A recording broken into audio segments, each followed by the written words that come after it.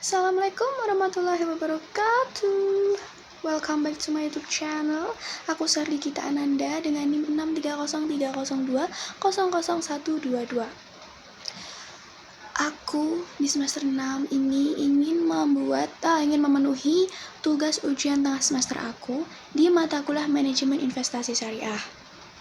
Nah, di sini aku mau memperkenalkan ke kalian tentang peran zakat dalam investasi itu seperti apa. Dan juga aku ingin memperkenalkan ke kalian apa itu zakat, apa itu investasi, serta bagaimana peran zakat dalam investasi itu. Nah, nggak pakai lama, kita langsung aja check it out ke video selanjutnya. Thank you. Tonton sampai akhir ya. Nah, hai guys. Di video opening aku sebelumnya, aku sudah menyampaikan ke kalian bahwa aku di sini akan menyampaikan materi tentang peran zakat dalam investasi itu seperti apa. Oke, kita langsung mulai aja di materi yang pertama tentang pengertian zakat dan investasi. Nih, menurut Islam, zakat adalah merupakan salah satu kewajiban keuangan dalam agama Islam yang memiliki makna dan fungsi yang sangat penting bagi umat Islam. Selain sebagai bentuk ibadah, zakat juga mempunyai tujuan dan manfaat dalam kehidupan sosial umat manusia. Kemudian, investasi menurut Islam adalah penanaman dana atau penyertaan modal untuk suatu bidang usaha tertentu yang kegiatan usahanya tidak bertentangan dengan prinsip-prinsip syariah, baik objek maupun prosesnya. Sedangkan zakat investasi adalah zakat yang harus investor muslim penuhi atas nilai aset penanaman modal yang mencapai nishan nilai 85 gram emas dan sudah mencapai 1 tahun atau haul. Next. Nah, di klasifikasi zakat ini terbagi menjadi 5. Yang pertama itu ada zakat fitrah. Zakat fitrah ini adalah salah satu jenis zakat yang wajib ditunaikan umat Islam. Karena zakat fitrah ini adalah jenis zakat yang wajib dibayarkan umat muslim ketika bulan Ramadan atau hari raya Idul Fitri yang akan datang. Kemudian yang kedua ini ada zakat mal. Zakat mal adalah zakat hasil. Di dalam zakat mal ini dibedakan ada beberapa jenis zakat penghasilan, yaitu zakat hasil pertambangan, zakat hasil pertanian, hasil laut, hasil ternak, dan perak. Dari masing-masing jenis zakat tersebut memiliki ketentuan yang perhitungannya sendiri dan dengan perhitungannya sendiri. Oke, yang ketiga, emas dan perak. Ketentuan zakat yang pertama ini adalah ketentuan zakat emas dan perak. Dalam kewajiban zakat yang harus dibayarkan, cukup nisabnya yang telah dimiliki selama 1 tahun dengan perhitungan besarannya yaitu 2,5% dari nilai emas tersebut. Dan yang keempat, zakat binatang ternak. Hewan ternak yang terkena wajib zakat adalah dengan hewan yang memberikan manfaat bagi manusia, dapat digembalakan, mencari makan sendiri melalui gembala, telah mencapai 1 tahun atau mencapai nisab. Nah, dari masing-masing hewan ternak tersebut berbeda-beda. Contohnya seperti sapi, jika dijumlahkan mencapai 30 ekor, maka zakat berupa seekor anak sapi yang berusia 1 tahun. Dan yang terakhir, nomor 5, ada zakat perdagangan atau tijarah. Zakat perdagangan atau zakat tirakat, yaitu zakat yang berkaitan dengan komoditas perdagangan. Zakat ini memiliki ketentuan yakni diambil dari modal dan dihitung dari total penjualan dengan sebesar 2,5% dari hasil perdagangan. Next. Kemudian di slide selanjutnya ini ada syarat wajib zakat. Syarat wajib zakat ini terbagi menjadi 9. Untuk yang pertama, merdeka. Merdeka ini menjadi syarat wajib yang pertama sesuai dengan kesepakatan para ulama terdahulu. Dalam syariat ini menyambung dengan penjelasan, yaitu kepemilikan yang sempurna. Jadi setiap orang muslim yang sudah balik dan memiliki kemerdekaannya sendiri, hukumnya itu wajib mengeluarkan zakat. Kemudian yang kedua, Islam. Mengingat istilah zakat melekat pada ajaran agama Islam, maka apabila seorang ingin menunaikan harus memeluk agama Islam terlebih dahulu berdasarkan kesepakatan yang dilakukan oleh para ulama. Dan tidak ada kewajiban berzakat bagi orang-orang yang beragama non-muslim. Kemudian yang nomor 3, ada balik dan berakal. Syarat wajib yang ketiga harus balik dan berakal. Nah, di sini para ulama yang menganut mazhab Hanafiyah memasukkan persyaratan ini harus dipenuhi sebelum seseorang menunaikan zakat. Namun, ada juga mayoritas ulama yang berpendapat bahwa balik dan berakal bukanlah syarat mutlak yang ditunaikan zakat. Yang keempat, ada kondisi harta.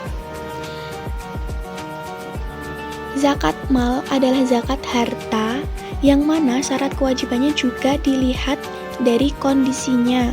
Dalam artian, harta yang bisa dizakatkan ada 5 jenis, seperti 2 keping logam yang berstatus uang kertas, barang temuan, tambang, buah-buahan, dagangan, dan binatang ternak.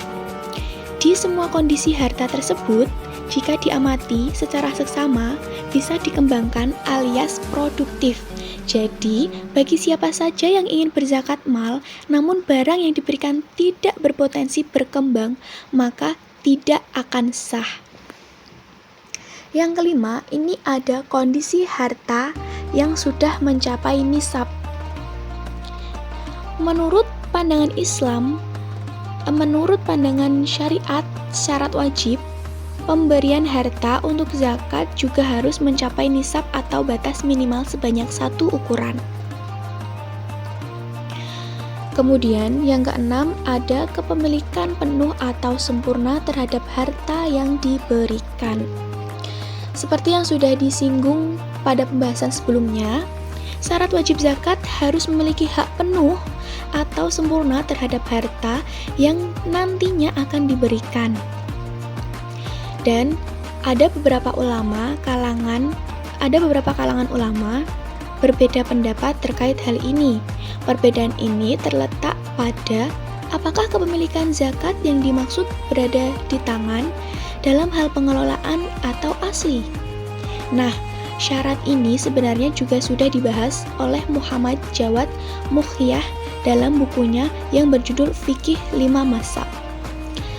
Dari arti kepemilikan penuh, yang dimaksud adalah orang yang memiliki harta dan ia menguasai penuh atas harta benda tersebut dan mampu mengeluarkan berapapun sesuai dengan kehendaknya atau sesuai dengan kemampuannya. Yang ketujuh, sudah mencapai haul.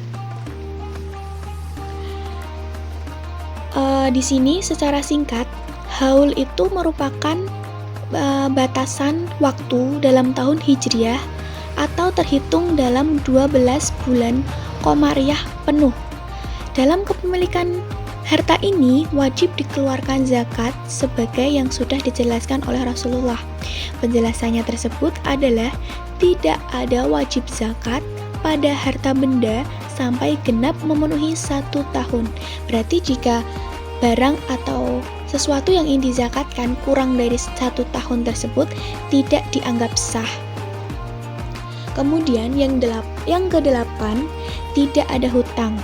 Jadi syariat ini disampaikan oleh kalangan yang menganut mazhab Hanafiyah bahwa para ulama tersebut berpendapat bahwa adanya hutang akan menghalangi kewajiban zakat itu sendiri, baik itu pajak bumi, hutang jaminan, atau yang lainnya.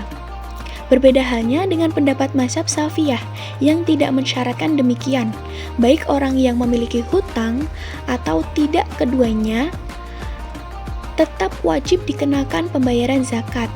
Dan mayoritas Indonesia menganut mazhab yang kedua ini, yaitu mazhab dari Syafi'iyah. Kemudian yang terakhir, yang ke-9, ada lebih dari kebutuhan pokok. Syarat yang terakhir ini, apabila seorang ingin menunaikan zakat, harus memiliki harta lebihan untuk memenuhi kebutuhan pokok di hari besoknya. Ibnu Malik, di sini Ibnu Malik menjelaskan bahwa kebutuhan pokok yang dimaksud di sini adalah nathat, alat perang, tempat tinggal, dan lainnya. Nah, hal ini berlaku untuk zakat fitrah yang mana seorang harus mempunyai sesuatu yang bisa dimakan dan digunakan untuk malam hari dan besoknya. Mereka juga bisa hidup hingga bulan Ramadan terakhir. Kemudian, untuk slide selanjutnya ada tujuan zakat. Nah, tujuan zakat ini, yang dimaksud dengan tujuan zakat itu adalah sasaran praktisnya. Dan dari tujuan tersebut dibagi menjadi 6. Untuk yang pertama, membantu, mengurangi dan mengangkat kaum fakir miskin dari kesulitan hidup dan penderitaan mereka. Yang kedua, membantu memecahkan permasalahan yang dihadapi oleh Al-Gharimin, Ibnu Syabil, dan para mustahik lainnya. Yang ketiga, membina dan merentangkan tali solidaritas atau tali persaudaraan sesama umat Islam. Yang keempat, mengimbangi ideologi kapitalisme dan komunisme. Yang kelima, menghilangkan sifat bakhil dan laba, memiliki kekayaan dan penguasaan modal. Yang terakhir, menghindari penumpukan kekayaan perseorangan yang dikumpulkan di atas penderitaan orang lain. Di slide selanjutnya ada manfaat zakat. Nah, di manfaat zakat ini terbagi menjadi 5. Yaitu yang pertama, terhindarnya dari bencana, kemudian memperoleh ketenangan batin, lalu memenuhi nisab dan terhindar dari kemiskinan dengan Allah SWT yang melimpah gandakan hartanya. Kemudian memperkuat keimanan dan menyempurnakan iman. Yang terakhir, menjadikan pendorong umat Islam agar bertakwa kepada Allah SWT. Next, selanjutnya di slide selanjutnya ada hikmah zakat. Hikmah zakat ini bersifat rohani dan filosofi yang terkandung dalam beberapa lembaga zakat. Adapun beberapa hikmah yang dapat diambil dari berzakat. Yang pertama, itu mensyukuri nikmat Allah, meningkat suburkan harta dan pahala, serta membersihkan diri dari kekotoran, kikir, dan dosa. Kemudian melindungi masyarakat dari bahaya kemiskinan dan kemelaratan dengan segala akibatnya. Lalu memerangi dan mengatasi kefakiran yang menjadi sumber bencana dan kejahilan. Kemudian membina dan mengembangkan stabilitas kehidupan sosial, ekonomi, pendidikan, dan sebagainya. Lalu, mewujudkan rasa solidaritas dan belas kasihan. Dan yang terakhir, merupakan manifestasi kegotong royongan dan menolong. Untuk slide selanjutnya, ada manajemen pengumpulan zakat. Nah, di manajemen pengumpulan zakat ini, zakat itu merupakan kegiatan yang melalui kerjasama antar orang lain dalam rangka pendayagunaan zakat sebagai pilar kekuatan ekonomi dan sarana peningkatan kesejahteraan dan kecerdasan umat Islam. Next, di slide selanjutnya ada fungsi zakat dalam investasi Islam. Nah, di fungsi zakat dalam investasi Islam ini dibagi menjadi 5.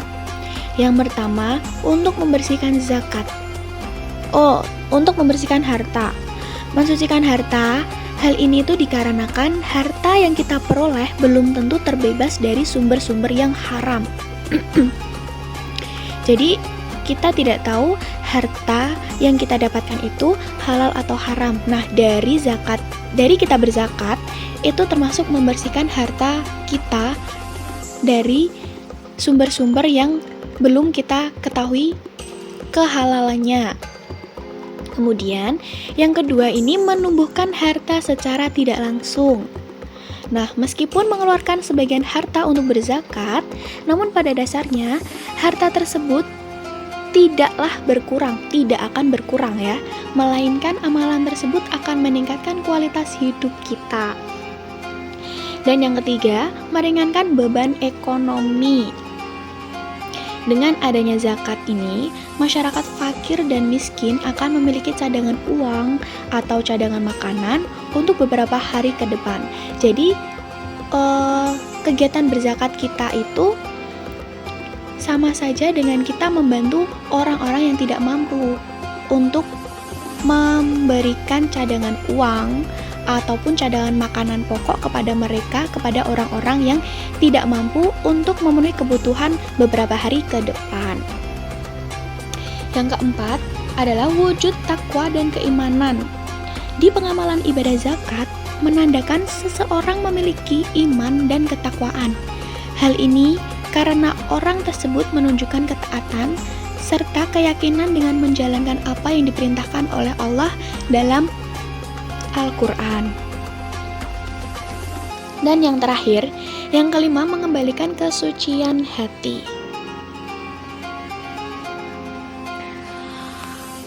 Berzakat akan membiasakan diri untuk membantu orang lain tanpa pamrih dan juga menghilangkan sifat rakus, boros, dan berbagai sifat buruj yang berkaitan dengan harta sehingga dapat mensucikan hati bagi si pemberi zakat. Next, lanjutan dari fungsi zakat dalam investasi. Fungsi zakat dalam investasi terbagi menjadi 10, dan yang keenam ini mempererat tali persaudaraan. Melalui zakat akan mempererat tali persaudaraan sesama umat Islam, serta dapat diartikan dinding pembatas si kaya dan si miskin akan semakin menipis karena akan menghilangkan rasa prasangka buruk dan rasa iri dari masing-masing pihak tersebut. Yang ketujuh, mendatangkan kebaikan bagi hidup. Setiap zakat yang kita keluarkan tidak hanya mendatangkan pahala, namun juga melancarkan rezeki, memberi ketenangan hati, dan mempermudah berbagai urusan. Yang kedelapan, mencapai kesejahteraan umat. Amalan zakat membantu peredaran harta sehingga tidak menumpuk pada segelintir orang. Dengan demikian, zakat dapat mencapai kesejahteraan umat Islam. Yang kesembilan, mengurangi kesenjangan dan kriminalitas. Kemiskinan dan kesenjangan ekonomi seringkali menimbulkan prasangka buruk maupun rasa iri. Salah satu fungsi zakat ini adalah untuk memperkuat keimanan penerimanya. Maka dari itu, tidak akan terhimpit oleh kondisi yang mendorong tindak kriminal kepada seorang muslim. Dan yang terakhir, yang ke-10, memperkuat keimanan penerimaan zakat. Di salah satu golongan yang berhendak menerima zakat adalah para mu'alaf, yakni orang-orang yang baru saja masuk Islam. Oke, next slide. Nah, di slide selanjutnya ini peran zakat dalam pembangunan. Zakat sebagai salah satu rukun Islam memiliki peran penting dalam pembangunan, salah satunya pembangunan internasional. Zakat merupakan kewajiban bagi umat Islam yang mampu membantu mereka yang membutuhkan dan dapat menjadi sumber pembiayaan yang signifikan untuk pembangunan sosial dan ekonomi. Next. Di materi berikutnya, ada strategi pembangunan zakat di Indonesia.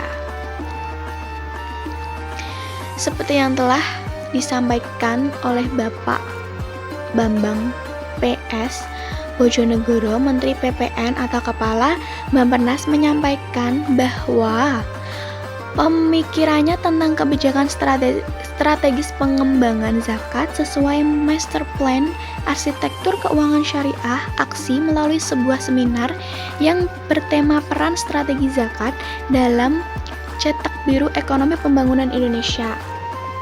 Nah, dari seminar tersebut itu dapat diambil karena dari seminar tersebut menjelaskan bahwa kajian-kajian tersebut berisi tentang perbaikan sistem keuangan syariah di Indonesia melalui pembangunan zakat. Dan terdapat beberapa rekomendasi di dalamnya, yaitu yang mencakup tentang perbaikan sistem perbankan, pasar modal, lembaga keuangan bukan bank, dan dana sosial keagamaan dari berbagai aspek seperti permodalan, tata kelola, sumber daya manusia, perlindungan konsumen, dan pengembangan produk. Dan menurut beliau, kenaikan sebesar 5% dapat dibentuk menjadi aset industri keuangan syariah yang berdampak pada kemampuan pembiayaan untuk investasi.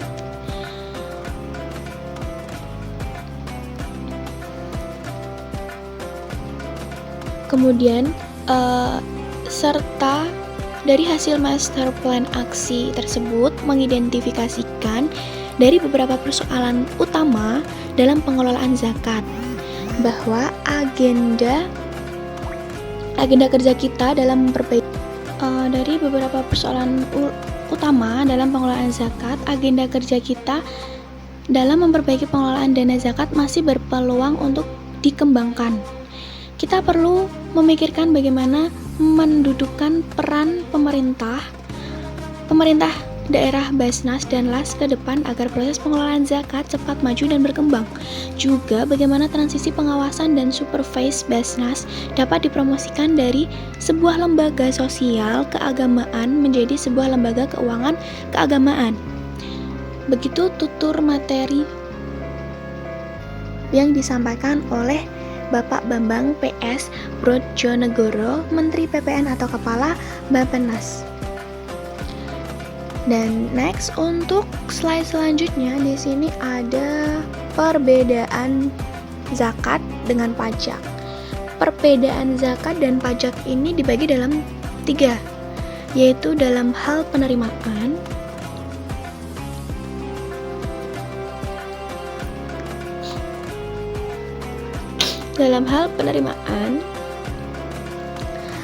kemudian waktu pembayarannya, dan yang ketiga, benda yang digunakan sebagai alat pembayarannya. Yang pertama, zakat dibayarkan melalui amil zakat, lembaga penyalur dan pengelolaan zakat, maupun dibayarkan langsung kepada golongan yang berhak menerima. Nah, dari manfaat zakat dapat dirasakan langsung maupun tidak langsung oleh masyarakat. Dan yang kedua, waktu pembayaran. Zakat fitrah dibayarkan hanya pada bulan Ramadan. Lalu zakat harta dibayarkan pada saat telah mencapai nisab dimiliki selama 1 tahun. Sedangkan waktu pembayaran pajak negara adalah 1 tahun pembukuan. Dan yang ketiga, benda yang digunakan sebagai alat pembayaran. Pajak negara umumnya dibayar menggunakan uang tunai, sementara itu untuk zakat fitrah boleh dibayarkan dalam bentuk uang tunai maupun bahan makanan pokok seperti beras dan gandum. Nah, gimana tadi guys? Di video sebelumnya materi tentang peran zakat dalam investasi.